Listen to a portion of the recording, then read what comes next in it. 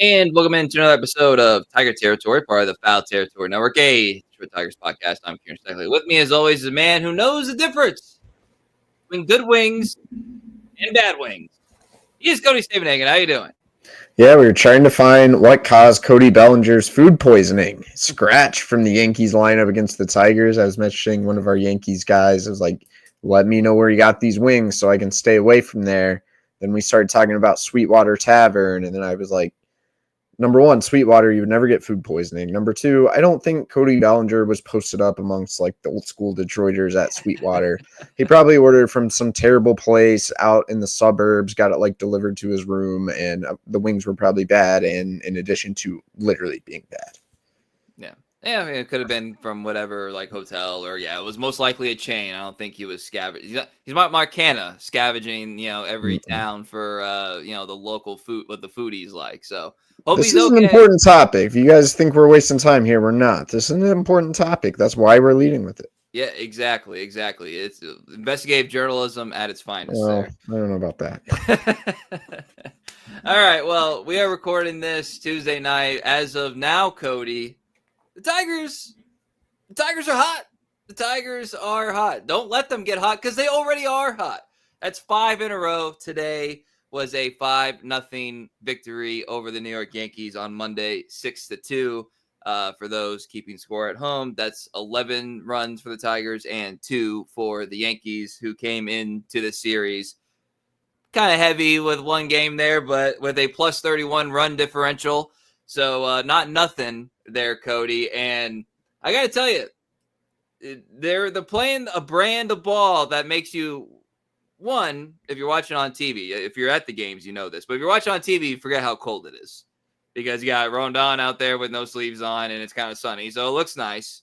And then two, it kind of makes you forget about the injuries. Like they are playing a complete brand of baseball, and we're going to break it down here a little bit, but like everything seems to be working for the Tigers right now. It's not an accident, I would say, that they've won 5 in a row. Yeah, Kieran, really impressed with the way the team has played, especially these last 2 days against the Yankees. This is not the White Sox. The Yankees pitching is not in the best shape right now, but Rodon's no easy matchup. This is still not an easy opponent by any means. Casey Mize looked terrific again in his second start. We're going to talk a lot more about him, I'm sure. And yeah, like you mentioned the injuries, I think it's incredibly important to note the Tigers are doing this without Parker Meadows, without Matt Vierling, without Gleyber Torres. Those are 3 guys who are going to be on any roster throughout the year. Also without Winsel Perez. Now Manuel Margot's on the injured list. Now, unfortunately, as of Tuesday, Jake Rogers is on the injured list. These are stacking up. A 7-4 start it's a very small sample over the course of a long season. I believe the Tigers were 7-4 at this exact point last year and kind of quickly fell off a cliff before they had to make their monumental comeback.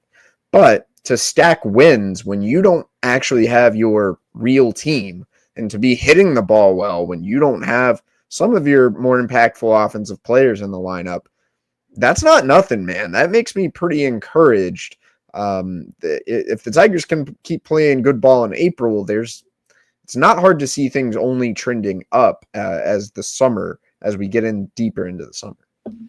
So yeah, with the Casey Mize piece of this, I had said previously that if you're looking for ways that you're going to boost your overall ceiling as a team, is having Casey Mize come out and be more or less a number 3.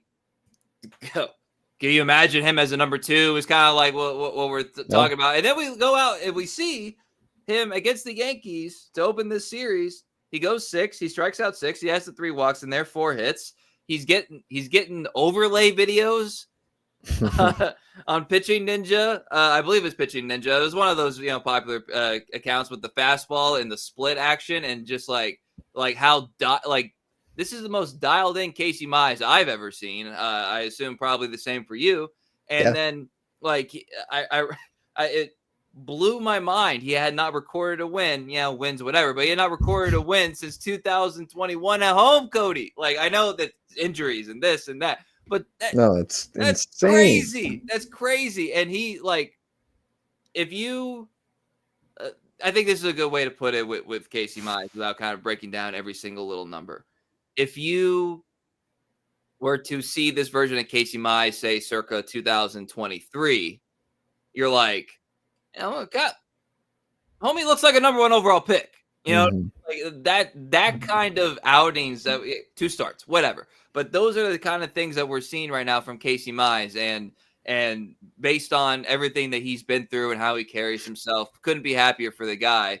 But it's a boom for this team to get this kind of production out of your literal number 5 starter.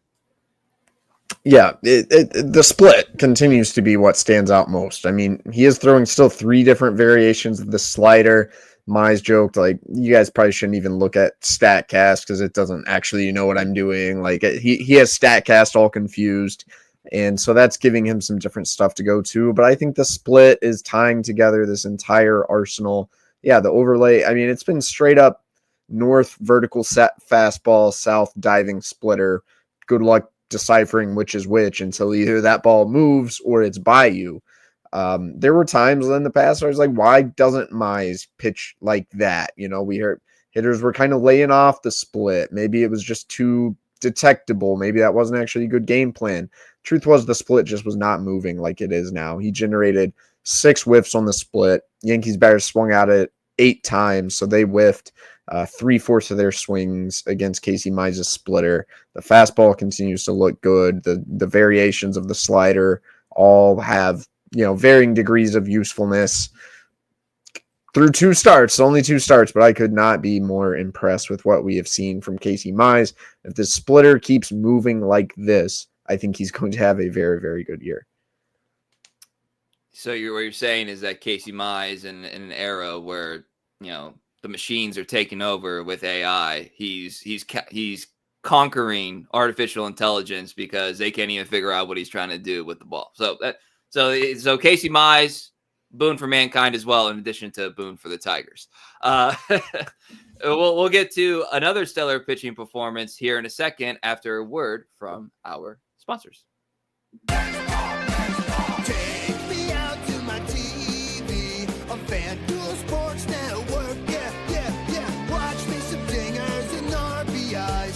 I'm just glad they have my local team live for its root for the Tigers on FanDuel Sports Network. Tigers games, announcers, and more Tigers games. Did I mention they have the Tigers? Stream now. So what we got to see today, Cody, was another stellar pitcher with pitching performance, and that's Tarik Skubal. And we got, if you're watching on YouTube, we have a little tongue-in-cheek graphic here. Skubal is back. Now, obviously, he never left. He never left. He never left.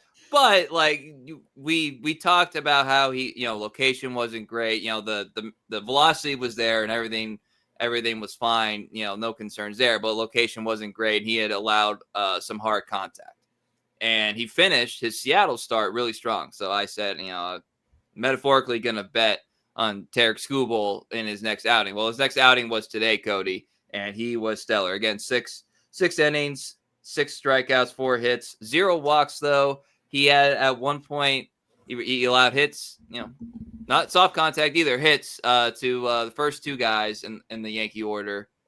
And after that, he went 16 in a row, and the 17th was probably one that we'll talk about that a little later. Maybe should have been at least 17, but that's okay. So Skubal, this was a perfect scenario, and we're going to kind of be spacey here, but this was a perfect scenario where you could have had some sort of letdown. You have the series opening win.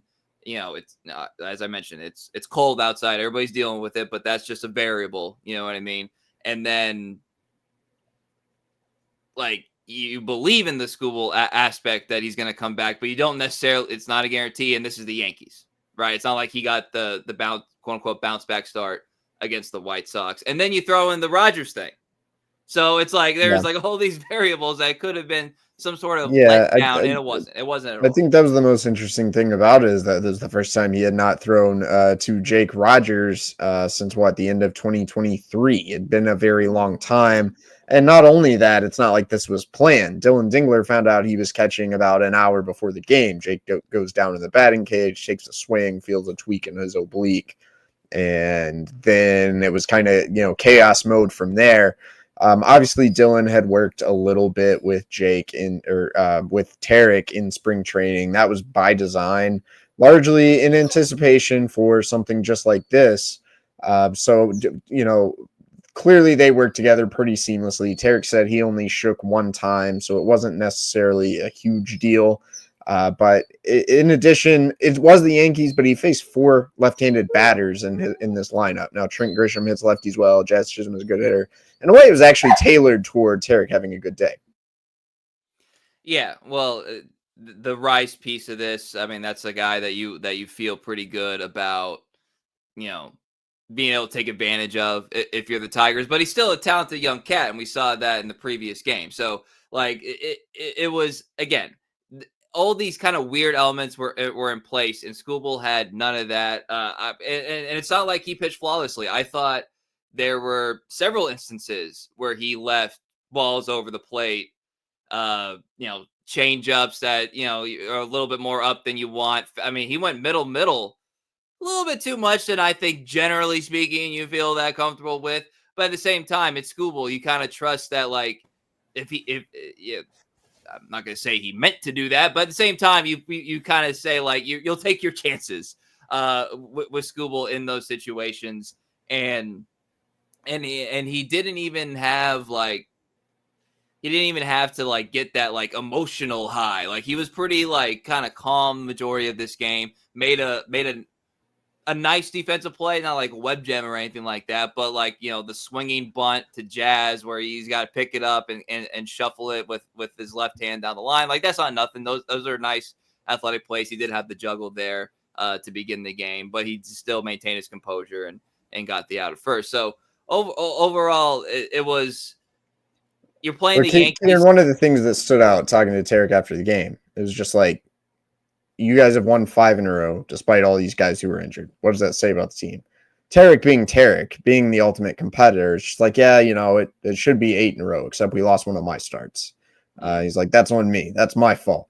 And then someone was like, really, man? That still bothers you? He's like, no, I'm not. I'm just joking. But it would be like, hey, like it was like clearly that tells you something about Tarik Skubal right there. I guess it's cool for an athlete to say, like, you flush that, you move on to the next one. Tarik was still irked that they lost one of his starts in Seattle. And so maybe that played some sort of psychological role in him coming out on Tuesday and throwing 6 scoreless. Well, at the same time, like I was going to say, like, it's the Yankees and you're the only game going on. Yes, it's a weekday and it's midday, so it's not like, prime time, but you're the only thing that people are talking about.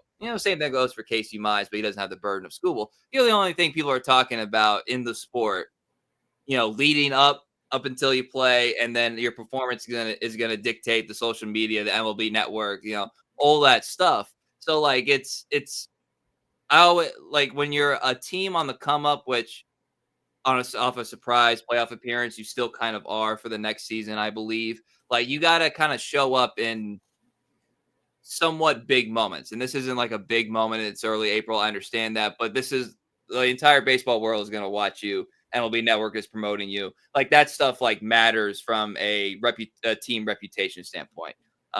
Is basically my big point there. But Skubal is back. We'll have a graphic that asks if somebody else is back. We gotta give credit here, Cody, because we were like, you spurned it on me in our last episode, and I was like, I know what I see what you're saying, because I'm thinking about it. I haven't gotten there yet, but I'm thinking about it. And then Andy Ibanez against a left-handed pitcher, it's a 3-run home run that sparks a victory to open the series, and a pitch that he got a hold of in a big way. So credit to Andy Ibanez. If you watch the Yankees broadcast, they're kind of like, you gave up a home run to a guy hitting 25 or whatever his batting average was coming in. But Andy Ibanez kind of reminding us who Andy Ibanez really is. So credit to him there. I like to envision Andy was sitting at his locker. He had a little Tiger territory on YouTube, and he's watching. And he's thinking, these guys are starting to doubt me, and that was the fuel he needed. That's got to be the true backstory, right? I found it hilarious talking to Andy. We, as you alluded to earlier, we live in this age of all this data and all these metrics. You know what Andy Ibanez did to go get himself right, Kieran? Showed up to the park early, got in the cage with the hitting coach. Lance Zawadski, in this case, the number 3 hitting coach, probably doesn't get a lot of credit. Starts swinging a broomstick. This guy's swinging a broomstick, all right, and because it's long, and I think you split your hands for this drill. His top hand wasn't coming through right. He was kind of pulling it in, so he's cutting himself off. He's not making good contact. It's a drill to keep your top hand strong. So he goes and he does that drill all morning. And he gets in the game, and he gets a changeup that's a little bit over the plate. And what does he do? He keeps that top hand strong, hard through the zone, connects on the barrel, a 3-spot, a 3-run home run. And that was huge in Monday's victory. Andy against the lefty, maybe, just maybe, that swing can get him going a little bit. I love all these like weird drills that just like look silly. The 2 glove on each hand, and then swinging a broom. I mean, that's perfect. That's perfect. These guys. We've speculated about that 2-hand drill for 2 years now. Never really got a full answer. I asked Zach McKinstry recently. I said, "Why do you guys do that?" He said, "I don't know." I do think, as someone once told us, it is. It's basically like cross training for your brain. You're training. I don't know. I'm not smart enough to understand it, but it's kind of like neurologically related, is my understanding. All right, there you go. And if it's unlocking things, more credit to him. McKinstry went bomb today, as did Torque, as did Dingler. McKinstry, hey, no, we're gonna. So off that, like, you're training your brain and your eyes to move in sync with your hands. You know what McKinstry does if he's on the bench and he's going into pinch hit? You know what he does? He juggles. He gets 3 baseballs and he juggles them. That was pretty interesting. These guys are all nuts, man. They're crazy people. They have so many ways to get them psyched, get them going, and you got here. It's obviously working. So credit to him there. We're not going to spend a whole lot of time on Torque because he's just continuing to do what he's done this entire regular season, but he's, among other people, making things more complicated that we'll have time to discuss later on. But Kerry Carpenter, I can't have an episode where I don't shout out Kerry Carpenter getting a home run off a lefty. Just saying, it happened today, and he's got 4 right this year. Cody, he's got 4 home runs, 4 homers, 2 against the lefty.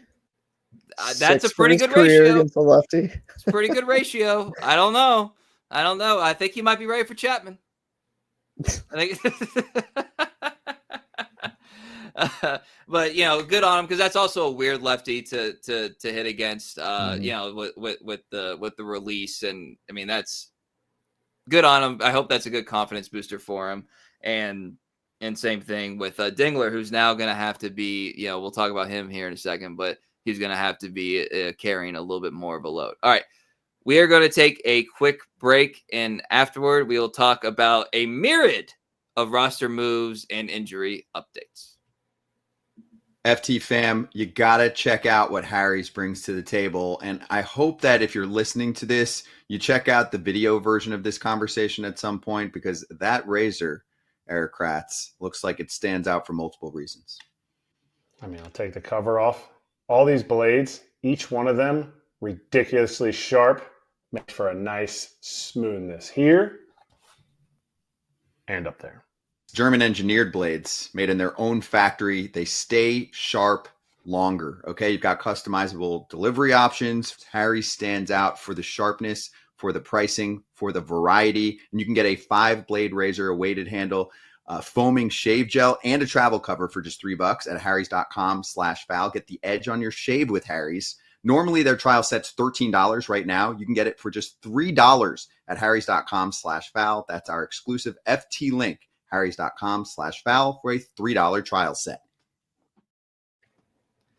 All right, coming back here, Cody. Lot of, and again, talk about the weird day thing I was referencing earlier. It's just like a lot of like good news and kind of ant news and mystery news with the team and, you know, the chaos surrounding that. So the fact they were able to come out with a shutout win, I thought was like really reassuring for, you know, a lot of like intangible type reasons. But the big headline is Jake Rogers, as we talked about, going on the IL with the oblique. Manuel Margot, the knee inflammation. That's also a 10-day IL stint for him, at least for now. And the corresponding moves. So with Rogers, see if you follow me along here. For Rogers, they had to bring up Tomas Nido, not on the 40-man. So to make room for Nido on the 40-man, they put Wenzel Perez on the 60-day IL. And then to replace Manuel, they called up Brewer Hicklin, who was the only outfielder not in the majors or injured on the 40-man roster. So by process of elimination, he was literally the next guy up. Good for him. He's got an interesting story. I'm sure we'll talk about it here in a second. But just a litany of stuff going on, and it all started with you putting out on X at Cody Stavenhagen. Brewer Hicklin is in the clubhouse, and then the fallout occurred from there. So yeah, there was a lot going on that day. We'll talk about Brewer real quick because this guy seems like he kind of came out of nowhere, right? Tigers claimed him toward the end of spring training or acquired him for cash considerations from none other than the Milwaukee Brewers. Brewers his bio on Instagram now says Brewer Tiger Hicklin. So I don't know that much about him as a player. I mean, he has an ability to dominate the strike zone, get on base a little bit. He can swipe some bags, swiped 44 bases in AAA last year, and maybe even 22 homers. I mean, so for AAA, kind of impressive. He hit 246 last season. There's obviously a skill set there to like. He is 29 years old. But if this guy gets any run with the Tigers, and I don't know if he will or not, you know, some of that will probably depend on whether Gleyber Torres does a rehab assignment or not. That's TBD right now. But I think fans might like this guy. He's got some speed. He can do multiple things. He's got a cool story. Seems like a very outgoing, talkative guy. I mean, he was talking. It just met him. He's talking about like crying in his car when he got DFA'd. But then, you know, trusting God and God opened this new door and new opportunity for him. So he's a man of faith. He has gone through a lot to persevere. He lives in Huntsville, Alabama. He had stayed there, drove up to Nashville where he thought he was going to begin the season, learned he got DFA'd, went back to Huntsville, found out he was going to Toledo. So he goes back to Nashville, packs up his apartment, moves, gets to Toledo. He's there for a little bit, plays a road series in Round Rock, back to Toledo. Hey, bud, you're coming to Detroit. Been quite a 2+ weeks for one Brewer Hicklin. Kind of hope we get to see this guy on the field because he's had 2 very brief stints in the major leagues, one with the Royals, one with the Brewers. He's 0 for 9 in his major league career, so he's still looking for that elusive first major league hit. yeah, so this year's version of Ryan Vilade.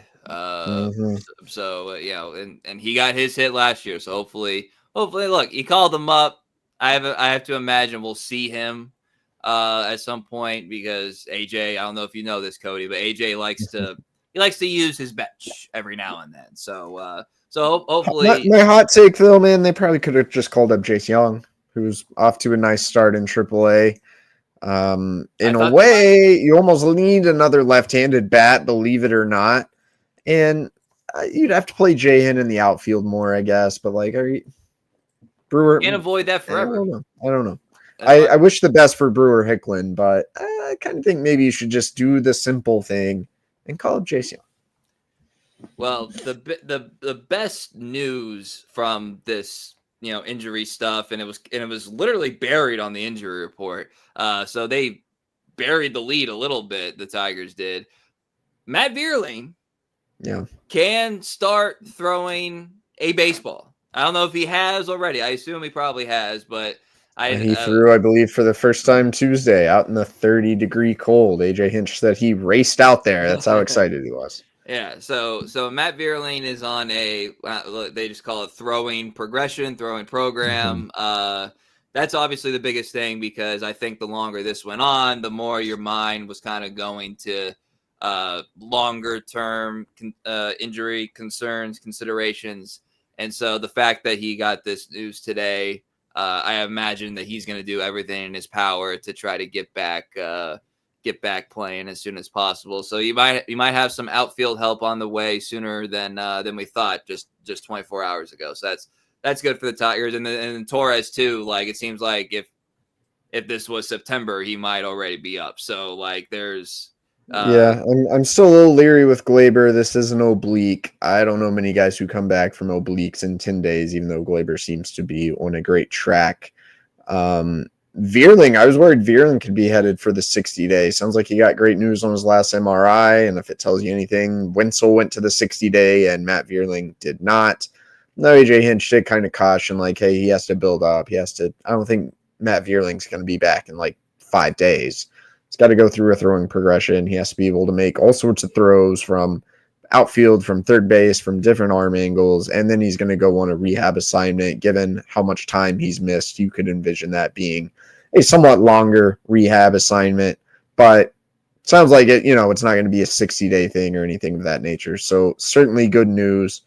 And then with Jake Rogers, we're still kind of waiting to learn more about it. It's an oblique, so they didn't use the word strain yet. They only called it tightness, but when I hear the word oblique, I tend to automatically think a month. I guess somewhat a good thing. You do have a legit experienced backup in Tomas Nido, who drove up from Toledo, arrived in about the 4th inning of Tuesday's game, just as the Tigers were launching balls out of the park. AJ Hinch said Nido should get a little bit of credit for that. And then obviously a lot of responsibility will fall on Dylan Dingler. Which brings us to our FanDuel Sports Network player spotlight. And it is Dylan Dingler. This was going to be the case prior to him having himself a nice day today because it's his. He's not going to play every day, obviously, but it's his pitching staff now. Like he is the head of the backstop committee. And the fact that I know you kind of AJ, I thought did an adequate job of kind of downplaying. It's not like he's never caught Skubal, but first time catching Skubal in a game, and then having to find out, like you said, Cody, about an hour before. AJ said like he was already in the meeting room with Fett and going over everything. And so all those kind of little things that you like to hear about Dingler. A reminder: this guy is he was an athletic prospect. Now he's just an athletic major league catcher. And, he's got 2 home runs already. It took him a while to kind of get going, I thought, a little bit last year. Understandably so. But this is a guy that I think if you've been following the minors rebuilds for a long time, you've been kind of waiting to see what you got out of Dingler. We obviously still don't know the full extent, but Dylan Dingler is a guy that I feel pretty comfortable about giving this opportunity. I'll phrase it like that. Feel pretty comfortable about that. Yeah, I mean, one reason the Tigers are off to a nice start to the season, given the injuries we've talked about, some of the players we entered the year with questions.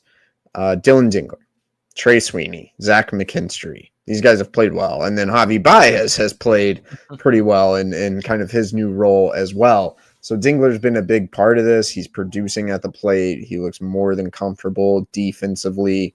AJ Hinch used the word lion's share for the playing time he may get until Jake Rogers returns. So I don't think it's going to be a 50-50 split with Nido. And then, there's some allusion to Dingler behind the scenes. This is obviously a smart guy. He's a catcher. This is a pretty intense dude, too, now. He's I hope he ups his quote game a little bit for a catcher. He's not near as colorful as Jake Rogers. But when you see Dylan, man, he's usually working on something. He's usually got his head in the binder game planning, or he's got a bat in his hands, or he's, I think he takes his craft very seriously, a little bit more of a serious, stoic persona. And you can see why he's probably able to remain calm and help a pitcher remain calm in some big in-game situations. Yeah, so Dylan Dingler, our FanDuel Sports Network player spotlight. You can stream Tigers games at FanDuelSportsNetwork.com/packages. Sign up, use code BASEBALL30 for an extended free trial. That's code BASEBALL30. FanDuelSportsNetwork.com/packages. All right, Cody, we'll wrap up here with some off the field news. We talked about Sam Menzin resigning. You had broke that news on all the days run together. Was that Monday?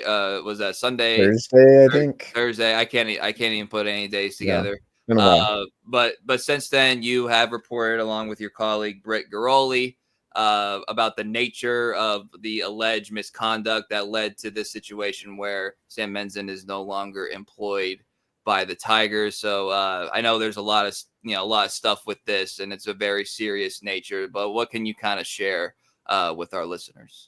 Yeah, due to the sensitivity of this and kind of the legal sensitivities around publishing a story, I'm going to have to keep this one pretty straightforward. But we promptly learned the reason behind Sam Menzin's resignation, which was only a week into the season. Seemed a little bit odd from the start.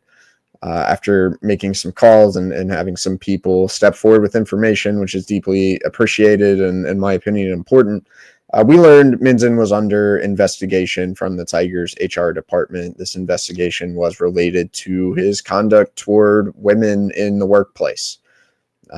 Between Britt and I, we spoke with 3 women who alleged they received unsolicited lewd photos from Menzin.